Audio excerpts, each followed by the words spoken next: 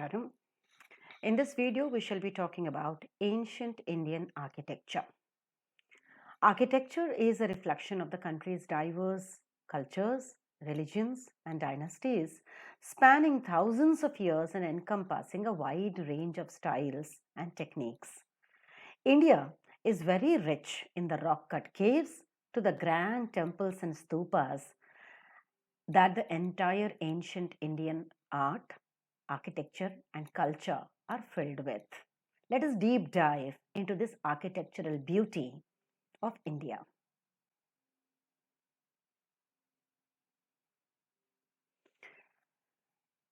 Ancient Indian architecture, from the earliest rock cut caves to the grand temples and stupas, Indian architecture demonstrates a deep connection with spirituality, art, and environment. This is the temple architecture that we have. This is the rock cut caves. These are the stupas that we have. And this is the Rajwadas or maybe the Raj Mahals that were been built. India is rich in the architectural beauty, right from the north till the south, right from the east till the west. When we talk about the early beginnings of architecture, we remember the Indus Valley civilization. The roots of Indus architecture can be traced back to the Indus Valley civilization, one of the world's oldest urban cultures. Cities like Mohenjo-daro, Harappa were characterized by advanced urban planning with the well-organized streets, sophisticated drainage systems, granaries, and standardized brick houses. The Great Bath of Mohenjo-daro, a large public water tank, is one of the most notable structures from this period of Indus Valley civilization. This is the beautiful civilization and the architectural excellence. This is the Great Bath that Indus Valley civilization is very rich and notable for. When we talk about the ancient Indian town planning, it is a testament to the advanced knowledge of architecture, urban design, and civil engineering processed by the ancient Indian civilizations.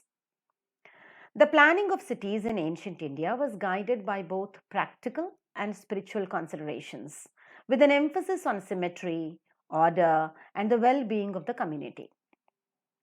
The principles of ancient Indian town planning can be seen in the remnants of the Indus Valley civilization, as well as in the texts from the Vedic period and also the later periods. This is the Vastu Purusha, as it is said, extending from east to the west, north to the south, and what exactly a town should look like has been so very planned by the ancient Indians. Towards the northeast, it is the prayer room always. Towards the east, it is study room or living room. Southeast should be the kitchen. South should be the master bedroom. Southwest can be the staircase or storeroom. West always will be the children's bedroom. Northwest is dining room or storeroom. And north is always safe. And the middle position of the house should be the Brahma or the open position. So they have given equal importance to the town planning and also the individual house planning. The Indus Valley civilization, also known as the Harappan civilization, is the earliest known example of planned urban settlements in India. The cities of Harappa, Mohenjo-daro, Dholavira, and Lothal showcase the sophisticated urban planning techniques of that time. These are some of the pictures from the ancient Indian Indus Valley civilization. This is from Lothal, Gujarat. This is from Dholavira, also from Gujarat. The key features that we found in this architectural planning is the grid pattern layout. The cities were laid out in a grid pattern with streets intersecting at right angles. This orderly design is one of the most striking features of the Indus Valley towns. The main streets were very broad, often running north, south, and east, west, with smaller lanes connecting them. This arrangement facilitated smooth traffic flow and easy navigation, as you could see in this picture. We have the houses of the commons and we have the grid pattern, see, intersecting with each other. They had the advanced drainage system, which is one of the most remarkable aspects of Indus Valley towns. Underground drains made of brick and covered with stone slabs run along the streets carrying wastewater away from the city. Each house was connected to the drainage system with individual soak pits to filter water before it entered the drains. This ensured a high level of sanitation and public health. As you could see here, see the perfectly constructed the drainage system. Public and private buildings is another feature of Indus Valley town planning. The cities featured well-planned public buildings, including granaries, assembly halls, and baths. The Great Bath of Mohenjo-daro is one of the earliest known public water tanks, likely used for religious and ceremonial purposes. Houses were built using standardized bricks with a focus on uniformity and functionality. Most houses had a central courtyard, indicating an emphasis on privacy and ventilation. Look at the perfectly built water system along with houses that you could find on all the four corners. See the perfect construction of the houses using bricks. Water management is another key feature of Indus Valley town planning. Cities like Dholavira featured advanced water management systems, including reservoirs and step wells, to store and distribute water. This was particularly important in arid regions where water conservation was crucial.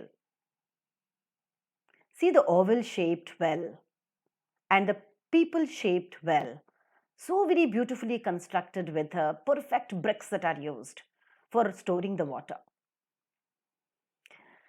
When we come down to the Vedic period saw the emergence of new town planning concepts as described in ancient texts such as the Arthashastra by Kautilya, the Manasara, a treatise on architecture and town planning. This is Arthashastra. This is the next important text, Manasara, on architecture and sculpture. Both become the seminal texts in architecture. When we look into the sacred geometry and orientation, town planning during Vedic period was influenced by religious and cosmic principles. Cities were often designed based on the principles of Vastu Shastra, which prescribed the orientation, layout, and placement of buildings to harmonize with natural forces. The main streets were aligned with the cardinal directions, with the city center often dedicated to a temple or a royal palace, symbolizing the connection between the divine and the earthly. Look at the beautiful sacred geometry and orientation of the entire plan of the city. The division of space is another interesting feature that you could find in the architecture of Vedic period. Cities were typically divided into distinct zones for different activities. The central area was reserved for administrative and religious functions, while residential areas were located around it. Towns were also organized into wards, now we call it as mohallas, for different communities or professions, reflecting the social and occupational divisions of the time. This is the beautiful construction of Mohenjo-daro. See the town planning, which is so perfectly planned. The fortifications is one other beautiful feature of ancient Indian towns. They were fortified with walls and gates to protect against invasions. The design of fortifications was both practical and symbolic, often incorporating watchtowers, bastions, and moats. The entire village or town was fortified, which would mean the construction of a wall, a huge wall, on all the four sides in order to protect it from the foreign invasion. Look at this fort. During the Mauryan and post-Mauryan period, which is 322 to 185 BCE, This period saw significant developments in urban planning, with cities like Pataliputra, now called as Patna, exemplifying the grandeur and complexity of ancient Indian town planning. Pataliputra, the capital city of Mauryan Empire, was one of the largest and most magnificent cities of its time. The city was built along the banks of the Ganges and surrounded by a massive wooden palisade with 64 gates and 570 towers. That city featured broad streets, lush gardens, and well planned residential areas, reflecting the prosperity and power of the Mauryan Empire. When we talk of the public amenities, the Mauryan rulers, particularly Ashoka, emphasized the welfare of their citizens. Cities were equipped with public amenities such as hospitals, rest houses, and wells. Ashoka's edicts also mention the planting of trees along the roads, the construction of rest houses for people, and the digging of the wells, all aimed at improving the quality of life for people. This is the map of the Mauryan Empire. Almost the entire country was under its rule, and it was so rich, and that's one of the reasons why Ashoka is called the Great.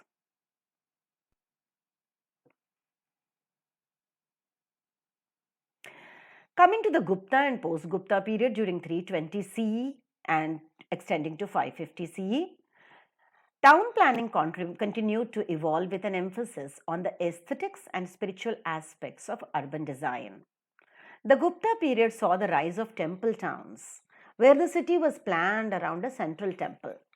These towns were designed to accommodate pilgrims and devotees with wide streets, markets, and residential areas. The temples themselves were often surrounded by gardens, tanks, and other facilities for visitors. The Gupta era sites emphasized aesthetic harmony with an integration of natural landscapes and architectural elements. The layout of the city was often symbolic, reflecting the cosmic order and spiritual values. This is the picture of the Gupta Empire.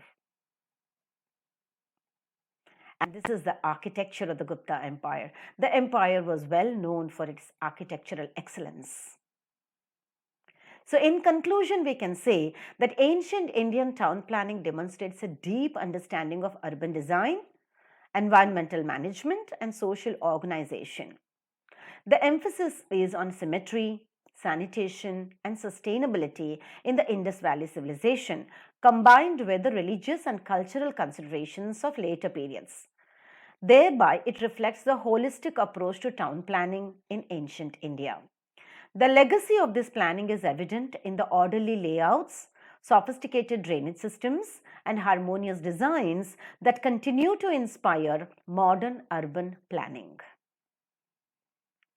Let us talk about the rock cut architecture that evolved in ancient India from 3rd century BCE to 8th century CE.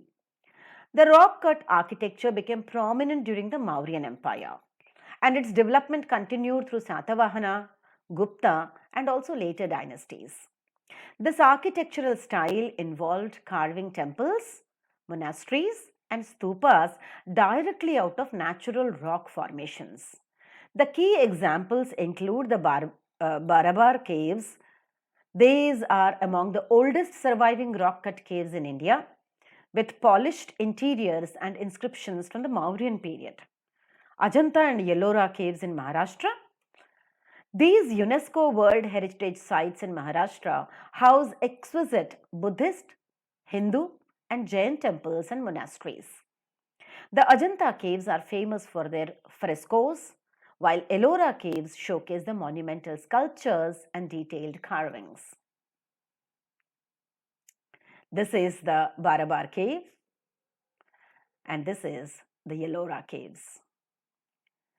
When we talk about the Hindu temple architecture, that reigns from 4th century CE to 13th century CE. Essentially, Hindu temple architecture evolved significantly during the Gupta period and reached its peak during the medieval period under various dynasties like the Cholas, Pallavas, Chalukyas, and Rashtrakutas. Hindu temples are characterized by their complex design, symbolic layout, and intricate carvings, often reflecting cosmological concepts. Two major styles of Hindu temple architectures emerged. The Nagara style of North India features of beehive-shaped towers, which are called as shikhara, over the sanctum, which is called as Garbhagriha, is a typical style of Nagara. Examples include the temples of Khajuraho, the Sun Temple of Konark, and the temples of Orissa. Whereas the South India had seen the Dravida style temple architecture, which is characterized by pyramid shaped towers which are called Vimanas, elaborate entrance gateways which are called Gopurams, and pillared halls. Examples include Brihadareshwar temple at Tanjavur, the Shore temple at Mahabalipuram, and the temples of Madurai. This is a typical temple of North India and South India. So you have this North Indian temple and you have this South Indian temple, which is a Virupaksha temple in Hampi. Talking about the temple architecture, ancient Indian temples are remarkable for their architectural grandeur, intricate carvings, and profound spiritual significance. These temples were not just places of worship, but also centers of culture, art, and learning. They reflect the religious beliefs, social structures, and artistic traditions of the time. The evolution of temple architecture in India can be broadly categorized into three main styles: the Nagara style of North India, as we said, Dravida style of South India, and also Vesara style, which is a combination of both styles. Let's see the Nagara style first. The Nagara style is characterized by its beehive-shaped tower and is usually square or rectangular with multiple small towers surrounding the main one. The temples are divided into various subtypes based on the regional styles, such as those in Orissa, Khajuraho, and Gujarat. The Sun Temple in Konark, known as the Black Pagoda, this temple in Orissa is dedicated to the sun god Surya.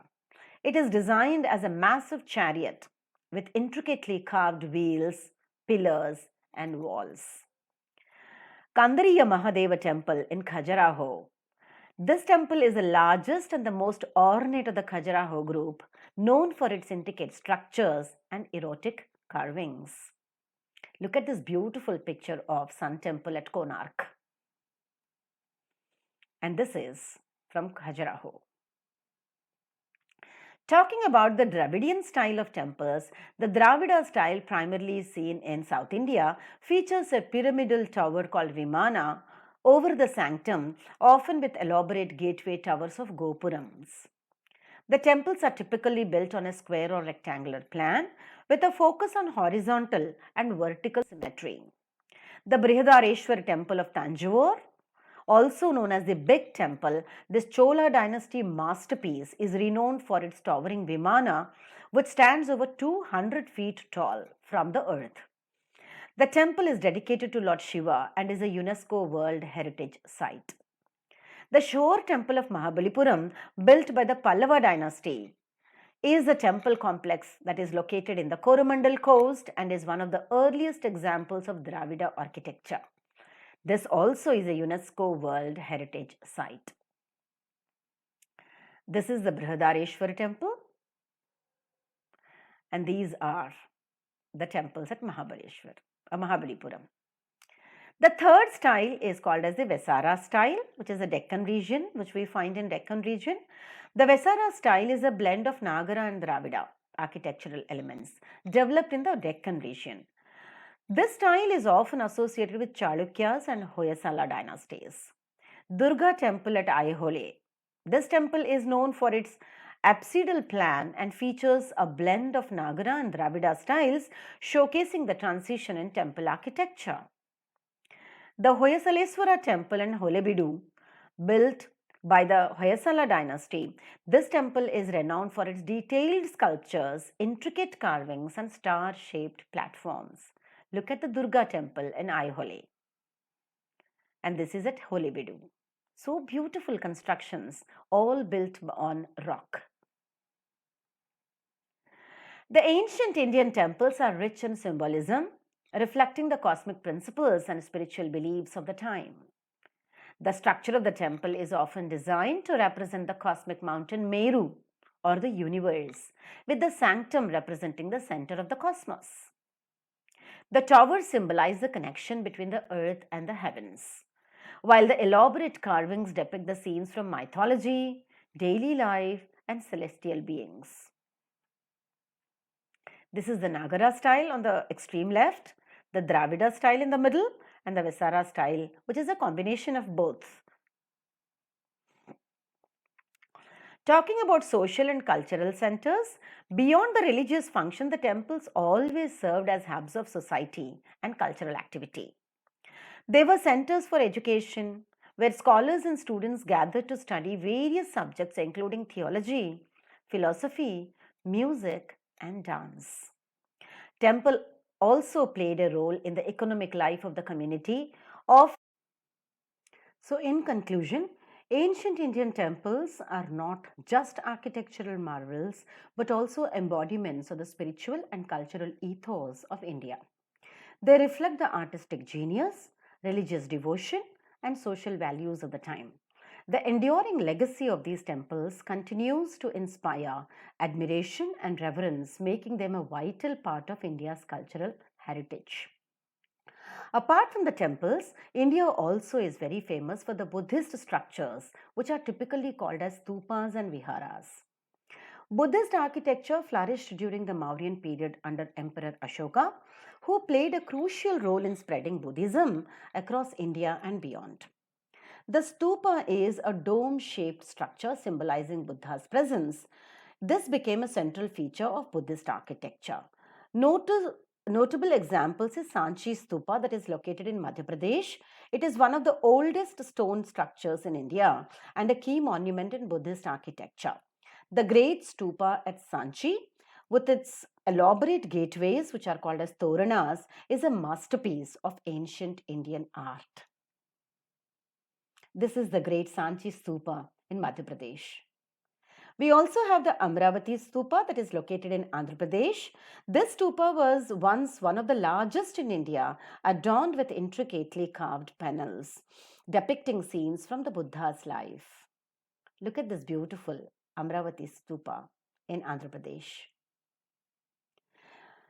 India also is notable for the Jain architecture, which is renowned for its delicacy and precision and symbolism.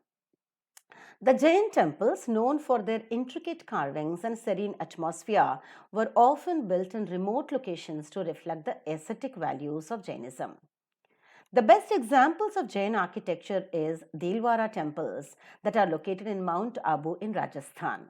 These temples are famous for their exquisite marble carvings, particularly Rangamandapa ceiling in the Vimal Vasahi temple is excellent. Similarly is Palitana temples that are located in Gujarat. These temples are among the holiest pilgrimage sites for Jains, with over 800 temples intricately carved in marble. Look at this beautiful temple. This is in Gujarat. This is Mount Abu and this is in Gujarat. Later, during the medieval period, we also could see the Islamic influence, as a result of which the Indo-Islamic architecture also developed from 10th century onwards, leading to the fusion of Persian, Central Asian and Indian elements. This Indo-Islamic style is characterized by large domes, arches, minarets and intricate tile work. The notable example is Qutub Minar, located in Delhi. This Victory Tower is the tallest brick minaret in the world. And Gol Gumbaz, that is located in Bijapur, Karnataka. It features one of the largest domes in the world, showcasing the grandeur of Deccan architecture. This is Qutub Minar in Delhi, and this is Gol Gumbaz in Karnataka. So, in conclusion, we can say that ancient Indian architecture is a testimony of country's rich cultural and religious diversity.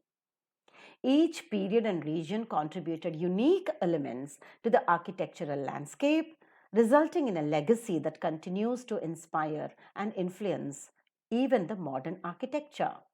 From the urban planning of Indus Valley civilization to the spiritual grandeur of temples, stupas, and mosques, ancient Indian architecture reflects the artistic brilliance and cultural depth of India's past. How beautiful the temple is. This is in Tiruchinappalli, Tamil Nadu. And this is the beautiful temple of Tirumala Tirupati in Andhra Pradesh. Thank you very much for being a part of this beautiful video on architecture in ancient India. See you in the next video. Bye for now. Namaskaram.